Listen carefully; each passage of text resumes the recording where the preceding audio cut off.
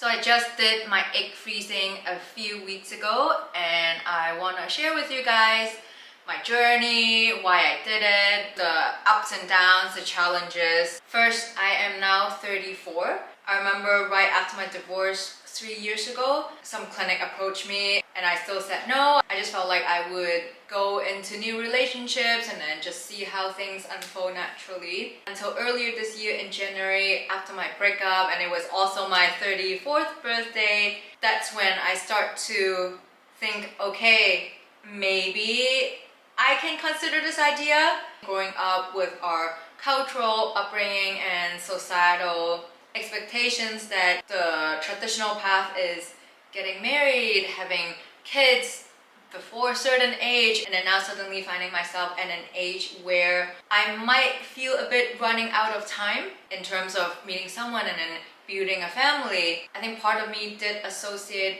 it with a bit of a failure, and it felt like kind of a sad thing to do alone. And just so happens, I met with Sow Fertility, which is a fertility consulting and concierge platform. The founder was a friend of mine from many years ago. It really reframed my mindset because the founder herself, she's around my age. She's married from a really long-term relationship, and she too froze her eggs. And I'm like, why? If you're in a long-term relationship? And she said both her and her partner wanted to focus on their careers in their 30s, and so they want to only think about kids maybe in their 40s. And then through her, I met more girls who work in the fertility industry, where this girl from the clinic, she also had a breakup in her early 30s, and then she froze her eggs, and then after a year or two, she met her now husband,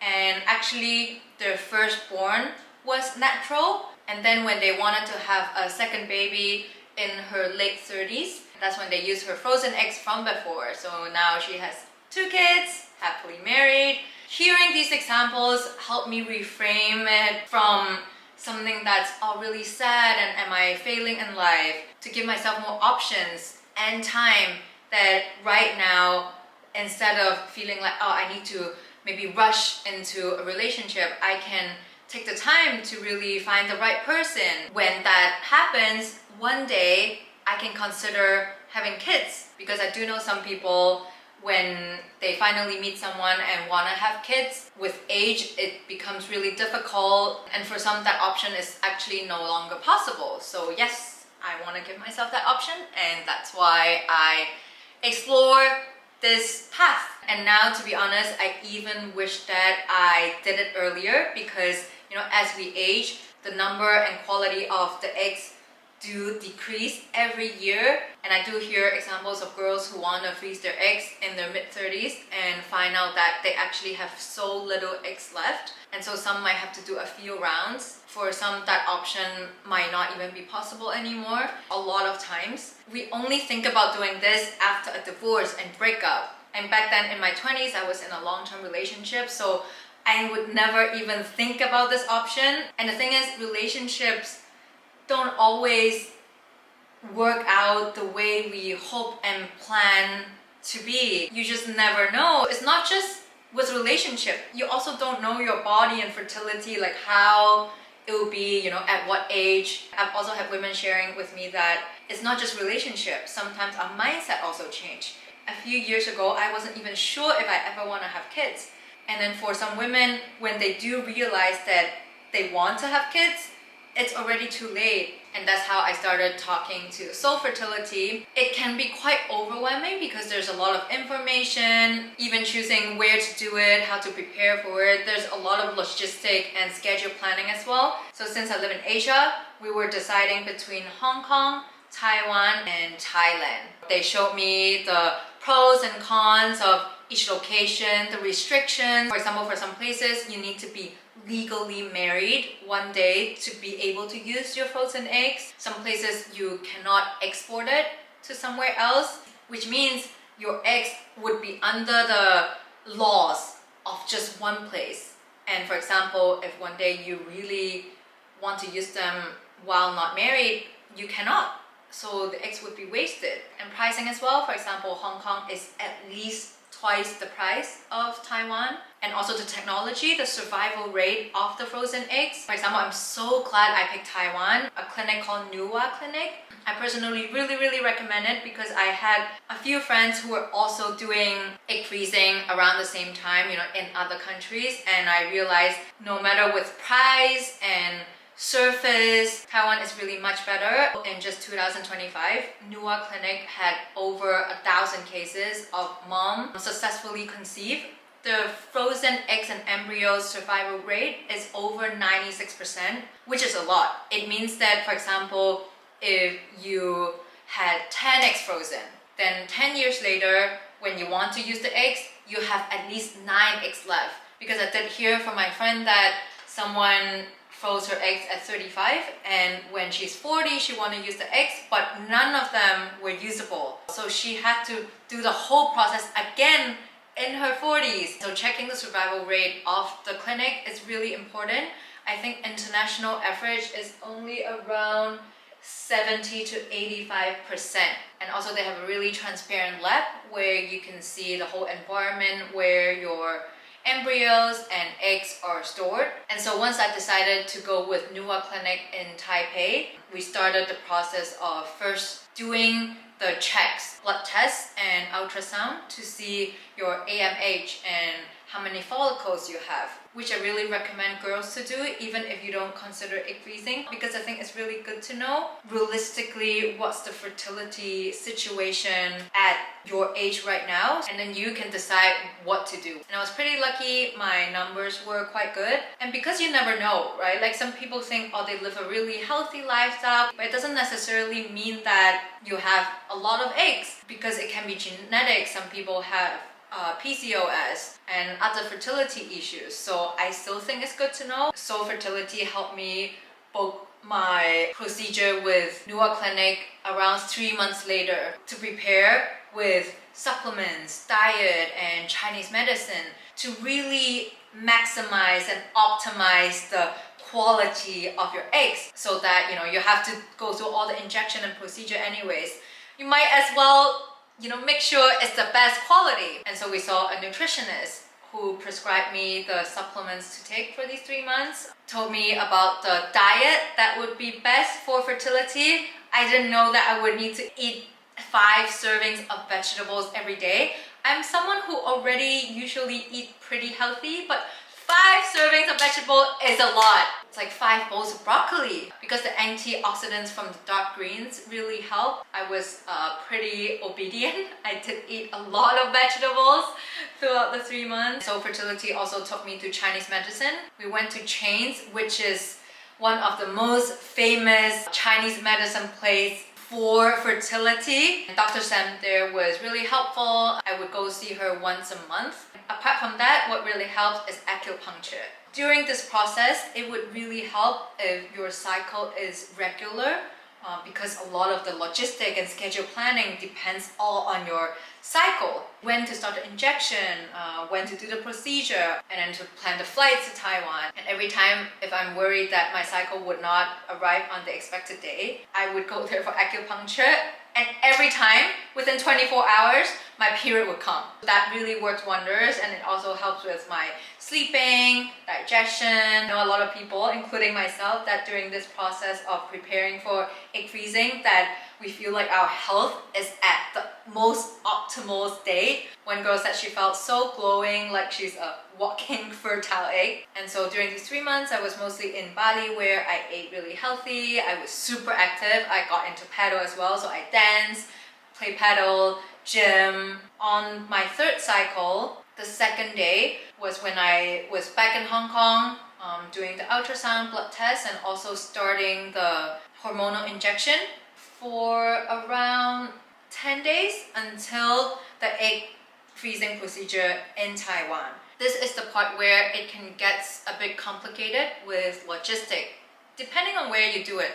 For me, because I don't want to spend whole 2 weeks in Taiwan, I did first half of the injection and test still in Hong Kong, where I could still work, spend time with my family, my dogs, my friends. And so fertility really helped, because you need to do the injection every day around the same time. I'm super scared to inject myself, but I think a lot of women, they do it themselves, which will be much more convenient. But for me, it's either I would go to the clinic or according to my schedule. Sometimes Sow Fertility really helped. They would arrange the nurse to come to my home.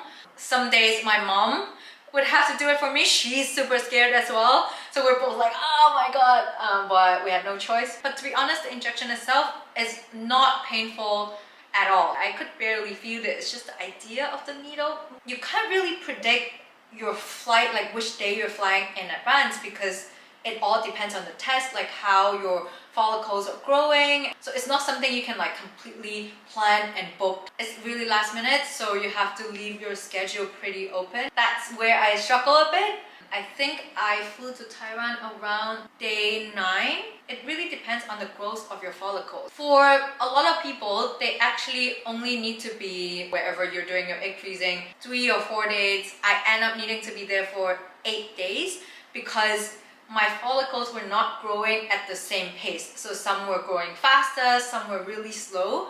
I had to be there longer for some of the follicles to catch up while the big ones don't overgrow. Basically, you need to do a trigger shot around 36 hours before the retrieval process. So the trigger shot was, I think, probably the most painful thing throughout the whole process. So which means it's not really a painful process. I think the procedure itself is only like 15-20 minutes. I was under anesthesia, so I couldn't feel anything, and there's no scar, no wounds, anything. I think my biggest personal struggle with the whole process was that because I'm usually so active and movement is a big anchor of mine in my life, even for mental health and joy and fun. Once I start the injection for like 2 weeks, and then after the procedure for recovery until my next cycle come, which is almost 1 month, that I cannot exercise because there is risk for ovarian torsion, meaning that because your follicles are,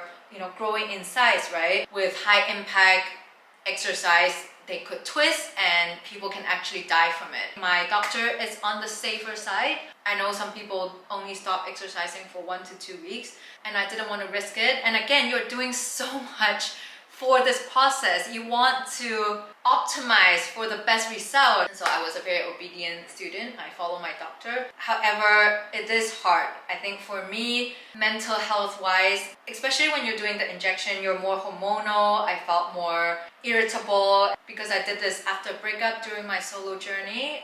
It's also just emotionally not the easiest. There are still moments where, when I felt alone, especially a lot of friends around me are getting pregnant. It is hard, I'm not gonna lie. Taking away even the movement part, which is a big anchor in my life. And I think to me that was the hardest. And during emotionally low moments where it's harder to connect back to, that power within yourself that, movement often gives me. However, I think you can do more low impact, like yoga, stretching. You can walk. Actually, when I was in Taiwan, I walked a lot. Even like it was so hot, I would walk at least an hour a day, so that helped me a bit. But that's also another reason why I'm really glad I chose Taiwan, because in Taipei, the clinic is right at Da'an train station. Super convenient. There's so much to do in Taiwan, and I went by myself. My mom did offer to come with me, but I also know, during this more hormonal phase, I don't want to have to manage others' emotions and have to plan activities. I also had quite a bit of work I wanted to do, and so I want to be able to do my own thing. And for example, on some days if I really felt low, I could just be sad in bed. And so I went to Taiwan thinking, oh my god, it's gonna be a really sad thing, but I just have to suffer through it, it's okay. And then on the flight there, I started to think, but why do I decide now it had to be suffering? What if I reframe it to be a solo retreat to discover and explore, following my curiosity and creativity? And that's actually what I did. I went to make ceramic mirrors. I painted like a really squishy cat. I walked around bookstores. I went shopping, even did sound healing, Taipei is a really fun place. So I was eating so healthy for 3 months, right? And then especially during the hormonal injection, I think it's kind of like maybe, you know, when people are pregnant, their appetite change. I think a few days before the egg retrieval process, I could not stand the healthy food anymore, which was weird because most of the time I love healthy food. And then in Taiwan, suddenly all I want is to eat like dessert and spicy beef noodles, mochi. And I just didn't care because it's either I would not eat at all, which is not good. So I'm like, okay, I just follow whatever I want to eat. And Taiwan has so much yummy food, so I had a blast just trying all the different really yummy local food. Every meal I was so excited to go find like a new trendy spot. My mood there was actually lighter and happier than during the first half of the injection back in Hong Kong because the novelty of just exploring. I was also really productive. I took my laptop to work in all different kind of really cool cafes, even cat cafes. In general, I really think NUWA clinic has amazing service because I did hear from other clinics where, you know, the doctor would charge by minute. You feel like you can't even ask more questions and you don't get your test reports quickly because a lot of time your schedule depends on the results of the test, right? My friend, for example, had to chase the nurses again and again, where at NUWA they have this app and you can see all the results like blood tests, ultrasounds within an hour, which is so efficient. And especially as someone who is really forgetful, I always can't remember what's my last test result, where did I put it. To have it all on the app with all the dates is really helpful for me to keep track of the record. And they also assign a coordinator just for me who speak fluent English because their customers are from everywhere, so they have translators from, you know, who can speak Cantonese, Chinese, Japanese, Indonesian. And I think it's quite important to not have language barrier. 咁我哋都會去同佢哋睇醫生啊，跟住如果有需要嘅話，我哋都會翻譯咁樣。And so the service itself did sound a lot better than my friends' experiences in other places. Throughout the process, I think everyone's body react differently. A lot of people I heard they felt more low and tired during the injection. For me, it was the opposite. I was super high energy, especially in Taiwan. And I think because usually I exercise a lot, now that I'm not exercising, I have all these extra energy. On the day of the surgery, it went very smoothly. When I woke up, I still thought I would, you know, as usual, have a lot of energy. So I went out for lunch. I went to work in this really pretty cafe. After a few hours, I suddenly felt so sleepy, so tired, which the clinic did warn me. They're like, okay, usually after the surgery, you know, maybe just go back to the hotel to rest. I didn't listen. I was almost passing out at the cafe, so I just ordered an Uber to go back home. And I think that was probably the only day I felt tired. The next day I did go back to the clinic for, you know, just a final check. You know, everything's good. She's like, oh, you're recovering well. And she told me about the results of how many eggs I got that they could freeze. So I'm happy that I got it done with one round, and then that day I fly back to Hong Kong. I'm really glad I got egg freezing done. Now that my 34 years old eggs are frozen and stored in Taiwan, now I am back to living my life, and you know, who knows what's gonna happen one day. Would I use those eggs? I don't know. It's knowing that I gave myself that option to be more abundant with time. And that's it for my egg freezing experience. And if you have any questions, comment down below.